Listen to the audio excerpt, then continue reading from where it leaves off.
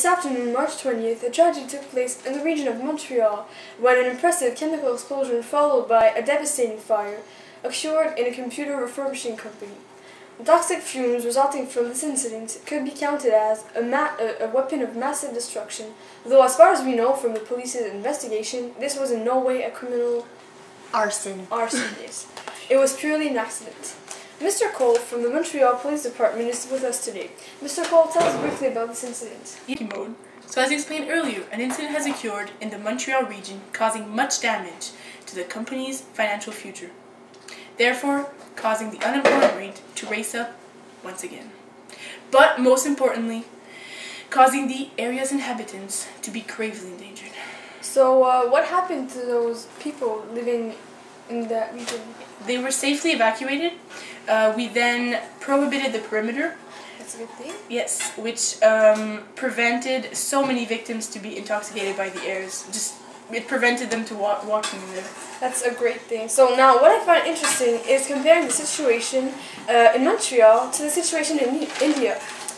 Here in Canada, we evacuate people who are exposed to the burning e-waste toxic fumes, whereas in India we pay those people to work in those fumes with a few pennies, just enough for them to feed their children perhaps. And themselves. So thank you very much for being with us this evening. It was my pleasure. Now we'll go see Lydia for the weather forecast. Mode. Red alert!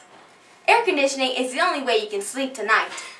The warmth has spread to the Alaskan villages and we fear flooding due to the melting of the snows. The citizens have lost all hope. Otherwise, in Canada, acid rain pours from the Saskatchewan prairies to the Toronto skyscrapers. In BC, earthquakes are shattering the earth into deadly, barren chunks. The only way to get away from this disaster is boats. In the territories, due to the excess of water, the islands are crushing into one another. Again, boats are the only refuge. PEI has lost all contact with the outside of Canada due to the bridge collapsing. Oh, thank you. EWTV would like to sympathize with the families that are isolated on the island. Keep your hopes up and stay strong. Otherwise, in Quebec, everything is fine, except for the overpopulation due to the refugees from the rest of Canada. It is ironic since Quebec is the only province that didn't have an e-waste recycling center. Thank you, Mode. Back to you. And now, our outdoor reporter, Corinne, will be interviewing Nadine, who will be comparing the difference of pollutants in Quebec and in India caused by e-waste and how we recycle the e-waste. To you, Corinne. Good evening, everyone. We are here with Nadine from the Institute of Environmental Friendly Well-Being of the Earth of the provincial city, Quebec City. Nadine? Oh, hi! Hello. I'm now in company of our friendly helper for recycling. Now let me tell you what e-waste is. E-waste is all the electronic waste that people have in their home and that they throw away without thinking that maybe, just maybe, they could reuse them or recycle them. Now, I will tell you the difference between Quebec's e-waste system and India's e-waste system. In Quebec, fortunately, we have recycling centers. Thank you, Quebec! Ah. India now? You bad little India. They pay workers 2 cents an hour to work.